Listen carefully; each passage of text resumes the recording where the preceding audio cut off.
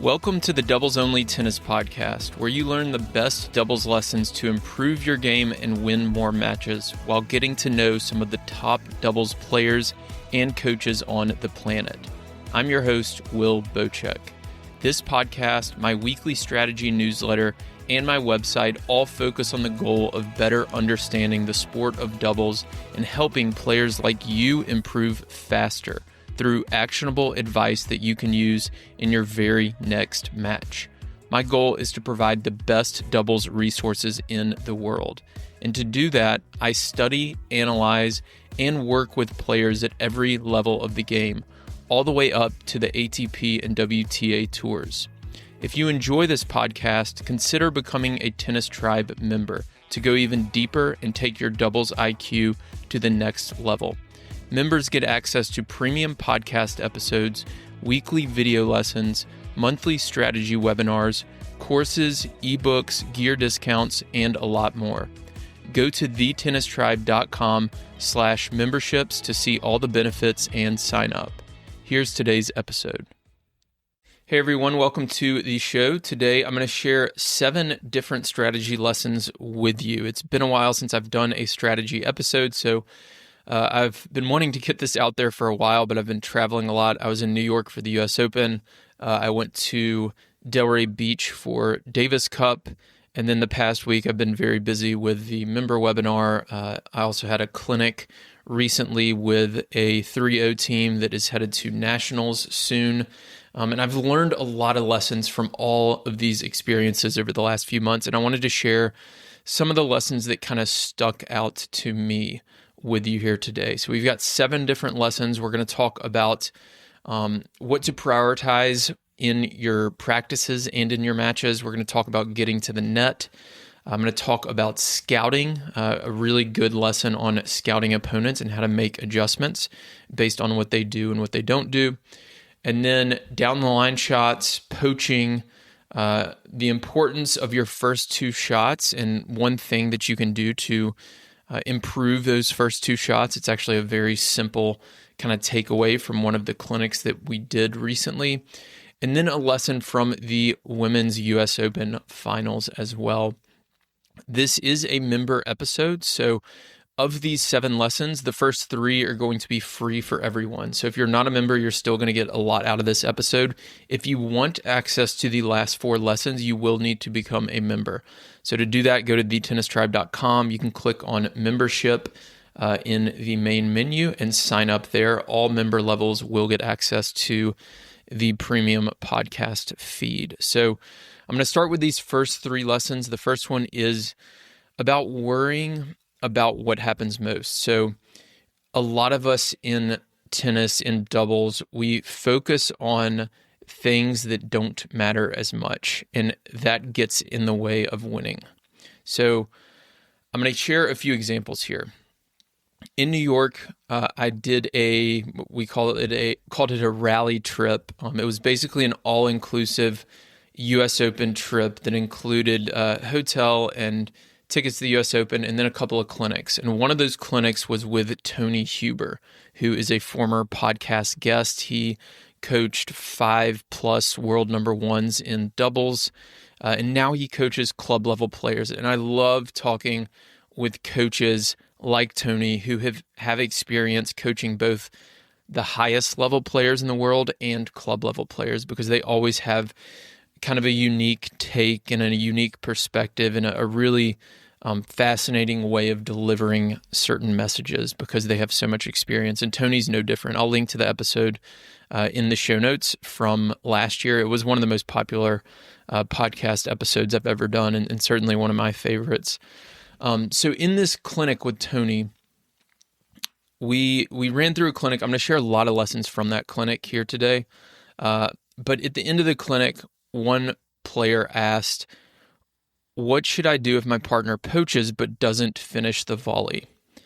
And what I told them is, I don't really worry about that too much, because typically what's going to happen when your partner poaches is you're never going to get a chance to hit another ball. The answer is move across and kind of closer to the middle. You might have to get over to cover the line, but honestly, we're not that worried about that, because when your partner poaches, the most likely thing that's going to happen is the opponent tries to go down the line and they miss. The next most likely thing that's going to happen is they try to go sharper cross court or hit it harder because they see them moving and they miss that. The next most likely thing that's going to happen is your partner gets a volley and maybe they make the volley, maybe they miss the volley, but regardless, the point is over. So the odds of your partner poaching, hitting the volley, and the ball coming back is pretty low.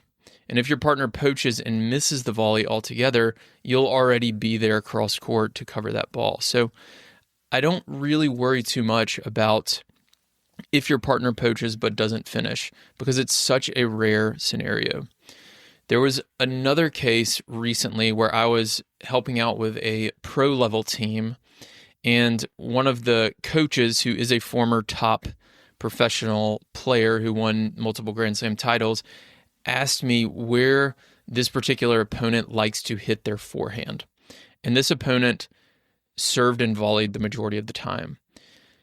And my answer to that was very similar to the answer I had in the previous question from the club level player. I don't really care where they like to hit their forehand, because knowing that is not going to help us win this match.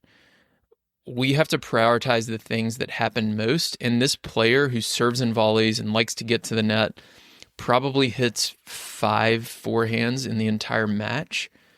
They mostly are hitting volleys, serves, and returns. And when I'm talking about forehands, I'm not talking about forehand returns, by the way.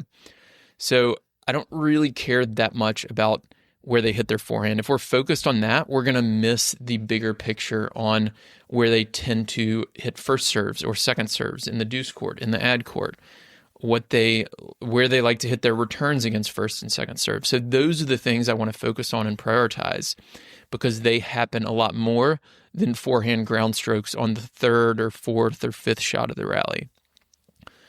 Yesterday, I was helping with some training for a 3-0 Nationals team, and I described it to them this way. At Nationals, if you're a USTA player or any sort of club player, if you're a member of a team, I'm sure you've been a part of a team where the last match is on, everybody's around the court watching, and there's this really long rally. And at the end of the rally, your team either wins the rally and everybody goes crazy, or y'all lose the rally and the other team on the sidelines is going nuts.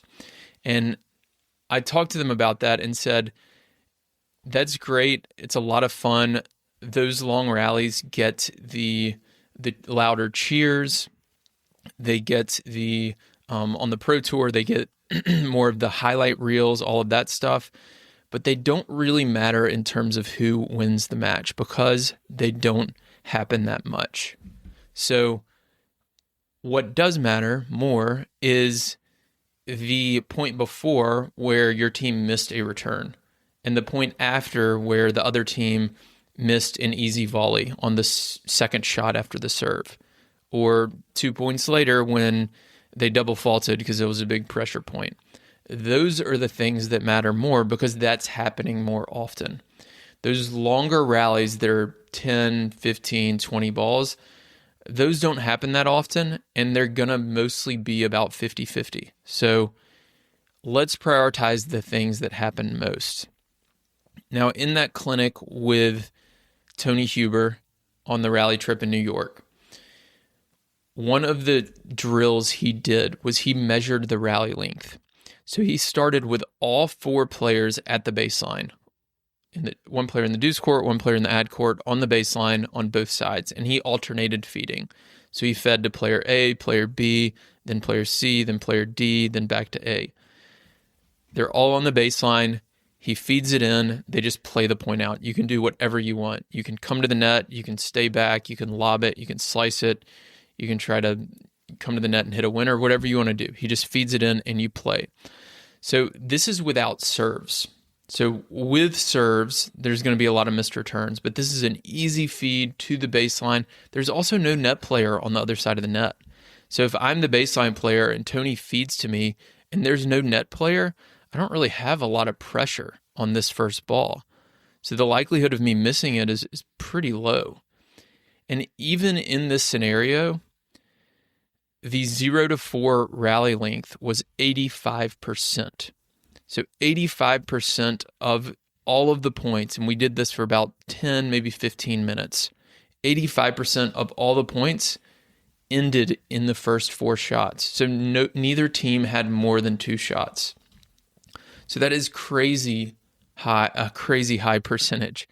5 to 8 was about 12%, and then rallies of 9 or longer. So this is the type of rally where everybody's kind of hanging on the edge of their seat during your sectionals or nationals match, and everybody goes nuts if your team wins or is so disappointed if your team loses it. It happened once in about 15 minutes. And again, this is without serves and returns. So these longer rallies just don't matter that much. We really want to focus and prioritize the serve, the return, and then the first shot after that. And one of the rules that Tony created to start the clinic is he said he wanted all of the players to hit 80% of their balls in the court. So he has this camera that he sets up at the net post, and it measures all the balls that land in, that land out, and where they land out. So if it's wide, long, or in the net. And I'm going to get more to that a little bit later. But he wanted 80% in because 80% means you're making 4 and you're missing 1. You're making 4 and you're missing 1. So that means we're not missing in those first 4 shots. We're prioritizing that 85%. So that was a really good lesson from Tony. And again, to summarize this one, let's worry about what happens most. I'm not that concerned about these 10, 15, 20 shot rallies. If you've heard me talk about Craig O'Shaughnessy in the past, he kind of was the on the forefront of some of this data on rally length and shares a lot of this information all the time. And it's had a big influence on me and my game and the way I practice and the way I teach people. And this was just kind of a reminder of that from a slightly different angle. So let's go to lesson number 2. This is also from the clinic with Tony. He measured the make percentage again. So we wanted 80% of the balls in the court. And we started out the clinic by simply feeding to the baseline players. So all of the players were on one side, Tony was on the other. He just fed a forehand, fed a backhand, and then you rotate to the back of the line. So from the baseline, the players made 74% of their shots in the court. And then after that, we did that about 10 minutes. After that, they came to the net. At the net, they got a couple of volleys, a forehand volley, a backhand volley, and then I think in the last 3 to 5 minutes, we did an overhead as well. At the net, they made 81% of the balls in the court. Now, this doesn't seem like a lot. It's a 7% difference, 74% from the baseline, 81% at the net. But with the margins in tennis being so small, 7% is actually a huge difference. Typically in a match, I know this because I study the data on ATP and WTA matches all the time. I've even done this for club level players. Typically in a match that you win, you're almost never going to win more than 60% of the points. So if you win 60% and the opponent wins 40% of the points, that means you've probably dominated that match. Most of the time, if you have a match that's you win 7-5, 6-3, something like that, you're going to win about 55% of those points. So that's only a 10% difference. And this baseline and net difference is 7%. So this is a huge gap. Now, what we also measured was winners and errors. So the rally length game that I just talked about, we had all 4 players at the baseline. So deuce, add. Everybody's at the baseline. Nobody's at the net. Tony's feeding, alternating between all 4 players. We went out and did that after he measured the rally length, and he measured winners and errors. He counted 10 total winners in about 15 minutes of play, and only 2 of those were from the baseline, And both of those baseline winners were through the middle of the court. They were basically a communication error on one of the team's parts. And these are players who don't play together a lot, so that probably wouldn't have happened if it was a team that plays together a lot and, gels a little bit more and has that team chemistry.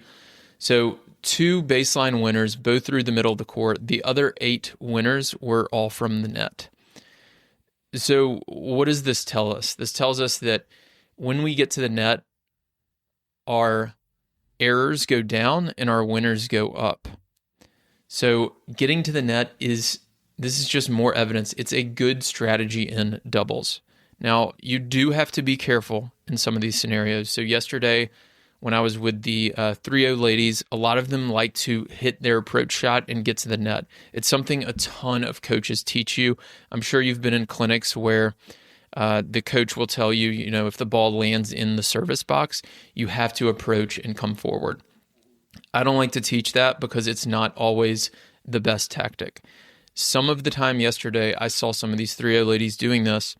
They would hit their approach shot, come to the net, and the very next shot is a lob, and it puts them in a very difficult position. So you have to notice how often and how good the opponents are at lobbing, and sometimes you might have to hit that approach shot and back up. But one of the other takeaways from these statistics, this data, is from the baseline, we don't want to be going for winners. We only had 2 winners in this game from the baseline, both through the middle of the court. So every time somebody attempted a baseline winner down the line or cross court to the outside, basically, they missed the shot because it didn't happen in this 15 minutes. So we want to not miss, prioritize reducing our errors from the baseline, and then also getting to the net is really important. On those approaches, if you are going to follow it into the net, again, just be sure to kind of know the opponent and study them throughout the match to see how good they are at lobbing. But if you're going to approach deep through the middle of the court, and that's going to take away their ability to lob.